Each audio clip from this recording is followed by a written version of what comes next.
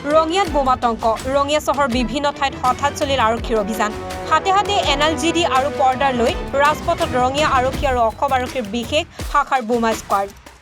অৱশ্যে এতিয়াও মুখ খোলা নাই ৰঙিয়া আৰক্ষী আৰু বিশেষ শাখাৰ বিষয়াই বিশেষ সূত্ৰৰ মতে আৰক্ষীয়ে সন্দেহ কৰিছে যে কোনোবা দুৰ্বৃত্তই বোমা সংস্থাপনৰ সন্দেহ কৰি আৰক্ষী আৰম্ভ কৰিছে অভিযান পথৰ কাষৰ শিলবালিৰ ডম নলা নৰ্দমা আদি তন্নতন্নকৈ তালাচী আৰক্ষীৰ ৰঙিয়াৰ পৰা শামছুল হকৰ প্ৰতিবেদন এনিভাৰত 24 জুবিন গাৰ্গৰ গীতসমূহৰ ওপৰত আধাৰিত গানে কি আনে নামৰ এটা সুন্দৰ অনুষ্ঠান আপোনালোকৰ ওচৰলৈ আহি আছে অতি শীঘ্ৰে অহা 15 আগষ্টৰ পৰা ধেমাজিৰ পৰা প্ৰথম অডিশ্যন আৰম্ভ হ'ব আৰু সেই অডিশ্যনৰ যোগেদি বিভিন্ন কণ্ঠশিল্পীসকলে যিসকলে এই অনুষ্ঠানত যোগদান কৰিব বিচাৰে তেওঁলোকে এই অডিশ্যনৰ যোগেদি আগবাঢ়ি আহক আৰু